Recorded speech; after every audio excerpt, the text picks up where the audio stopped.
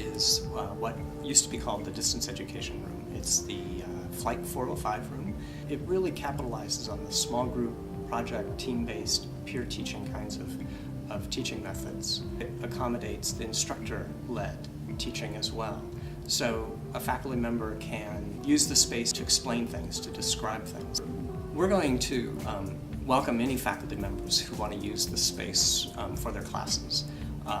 Even if you teach a very large class, but you want to work with groups of 24, that space can be used for that. And so if you've got team projects or group projects, or you need students to do presentations, or you want to have them work together on designing some multimedia, that space is really going to be excellent for that. The other thing that we really did intentionally with that room, because it is replacing the distance education room, was to try to create a room where we could be more consistent and more effective in enabling students who are learning at a distance. We've got some very robust conferencing software and tools in that room, in addition to those that we're used to using, such as Adobe Connect. But I think it's the video conferencing capabilities of that room that are going to make it easier for faculty and their students to work from different locations. One other way the Faculty Center for Teaching and Learning itself will be able to use the room is for training. We're really excited about having a space that we think is going to be a really workable, adaptable, comfortable space for faculty to be able to learn with each other and from each other. The other thing that we hear is that faculty want to be able to access short videos of workshops or trainings that we do, or brown bag discussions that we might host.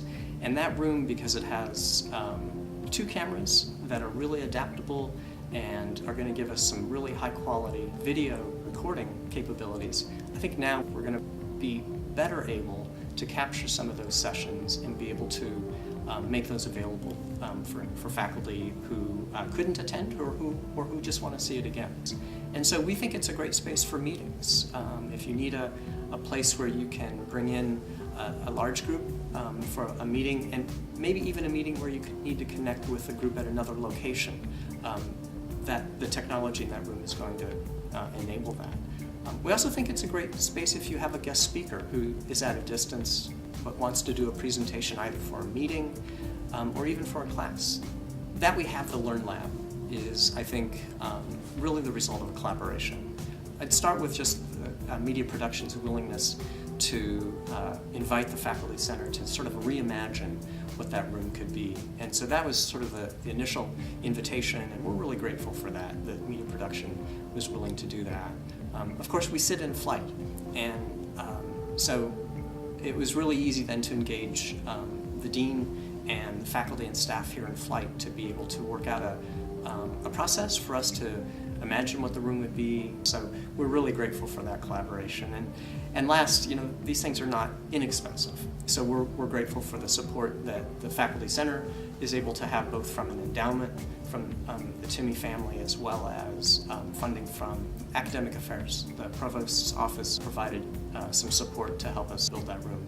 All of that is to say it's an asset for the university. It came to be an asset because of a lot of collaboration.